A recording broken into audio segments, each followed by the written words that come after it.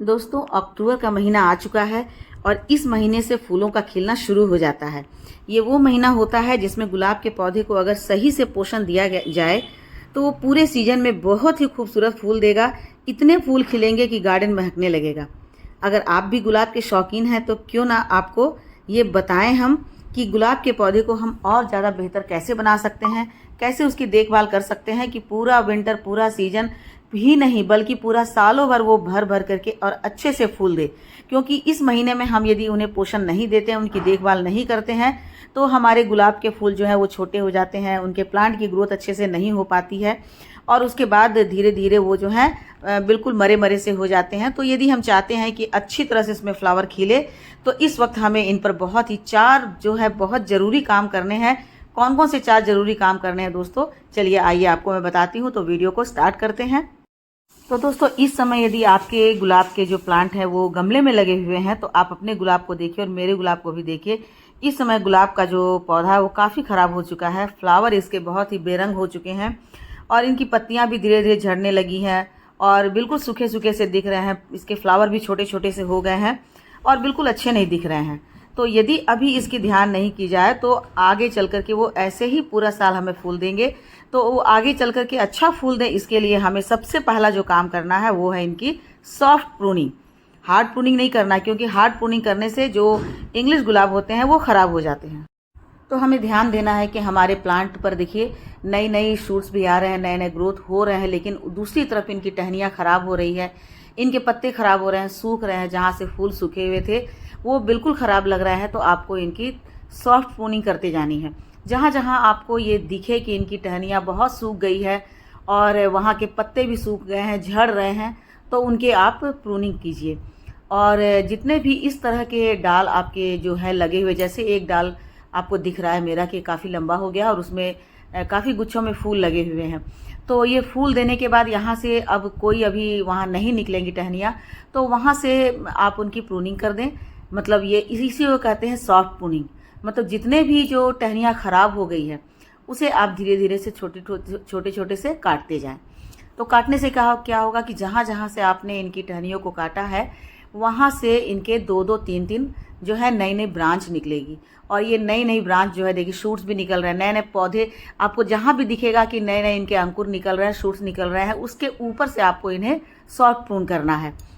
नीचे से नहीं कर देना। नीचे से कर देने से क्या होगा कि बहुत घनी नहीं हो पाएगी। तो इसलिए, क्योंकि आपका पौधा जो गमले में लगा है, ये ज़मीन में लगा होता तो आप इसकी हार्ड प्रूनिंग कर सकते थे, लेकिन गमले में लगा है तो पूरी तरह से आप इसकी हार्ड प्रूनिंग नहीं कर सकते, क्योंकि फिर बहुत ग्रोथ नहीं होगा। तो जितना फैलाव में फैला हुआ है उतना हमें रहने देना है और जो ऊपर ऊपर की टहनियाँ हैं, जहाँ के फूल सूख गए हैं, पत्ते सूख गए हैं, वहाँ से धीरे धीरे आपको इनको प्रून करते जाना है। तो देखिए, इसी तरह से दोस्तों आप देख रहे हैं कि कई जगह इनके जो लंबे लंबे टहनियाँ हो गई है उनमें पत्ते नहीं है, कुछ में तो नए नए शूट्स आ रहे हैं, वहाँ आप उन्हें रहने दीजिए। लेकिन जो एक्स्ट्रा आपको लग रहा है कि इस पर जो टहनियाँ एक्स्ट्रा बढ़ गई है, पत्ते बहुत फीके फीके से हो गए हैं, टहनियाँ सूख सी गई है, जहाँ पर अब कोई एक्स्ट्रा ग्रोथ नहीं हो रहा है, वैसी सारी टहनियों को आपको काट करके अलग कर देना है।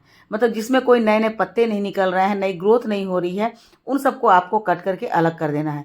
ये हमें गमले वाले फ्लावर प्लांट में करना है, हमें ज़मीन वाले में नहीं करना। ज़मीन वाले में तो हार्ड प्रूनिंग कर सकते हैं, लेकिन गमले में जो होते हैं उनकी ग्रोथ वैसी नहीं होती है जैसे जो ज़मीन में होती है। और साथ ही साथ ये देखिए कि बहुत लंबी लंबी टहनियाँ हो गई है, तो जहाँ जहाँ से इनके शूट्स निकल रहे हैं उसके ऊपर से आपको कट कर देना है। अब दूसरा जो सबसे इम्पॉर्टेंट काम है वो है इनकी गुड़ाई करना, इनकी मिट्टी को बाहर निकालना। गुलाब के प्लांट पर किया जाने वाला ये सबसे इम्पॉर्टेंट काम है जो आपको अक्टूबर में कर देना है।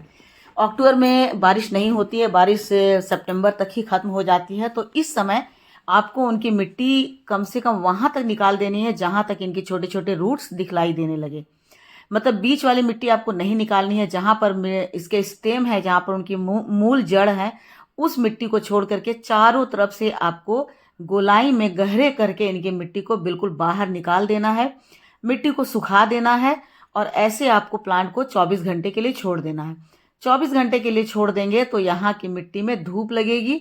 धूप लगने से देखिए क्या होगा कि इनके कीड़े मरेंगे, इनमें कोई फंगस होगा तो वो भी ख़त्म हो जाएगा। तो आपको वहाँ तक की मिट्टी की गुड़ाई कर लेनी है जहाँ से इनके छोटे छोटे से रूट दिखेंगे। यहाँ आपको दिख रहा होगा कि इनके पतले पतले से रूट दिख रहे हैं।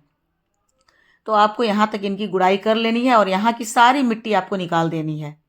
इस मिट्टी को आप धूप में डाल दीजिए, धूप में सुखा दीजिए 24 घंटे के लिए और प्लांट को आप ऐसे ही छोड़ दीजिए।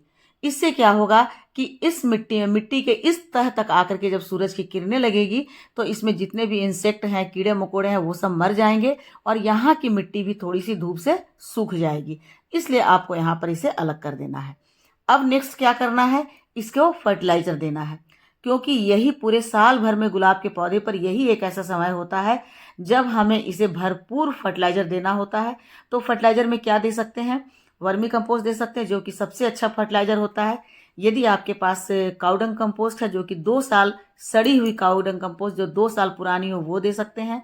दूसरी चीज है इसमें एप्सम सॉल्ट देना है और तीसरी चीज इसमें नीम की खली देना है।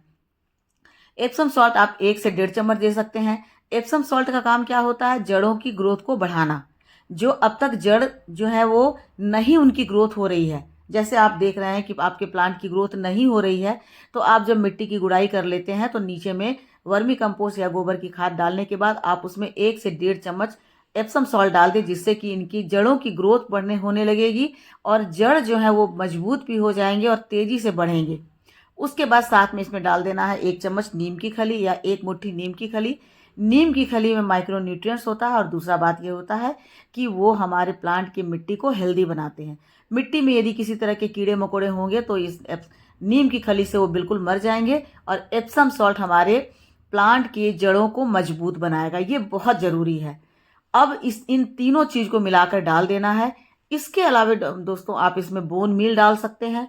बोन मील नहीं है तो आप इसमें चॉक जो होता है, चॉक भी को पीस करके पाउडर बनाकर इसमें आप डाल सकते हैं। और यदि ग्रोथ नहीं हो रही है तो आप आयरन डस्ट भी डाल सकते हैं, यदि आपको अवेलेबल है तो आयरन डस्ट डाल करके। और अब मिट्टी को 24 घंटे सुखाने के बाद और प्लांट की मिट्टी को भी सुखाने के बाद 24 घंटे के बाद आप मिट्टी को फिर से भर दीजिए। भरने के बाद आपको ये ध्यान रखना है कि पूरा का पूरा ऊपर तक आपको नहीं भरना है। मिट्टी आपको देखिए हमने कितनी सारी मिट्टी निकाली थी, लेकिन पूरी मिट्टी हमने इसमें नहीं डाला, क्योंकि इसमें एक तो थोड़ा सा इसमें फर्टिलाइजर नीचे चला गया है, उससे भी मिट्टी बढ़ गई।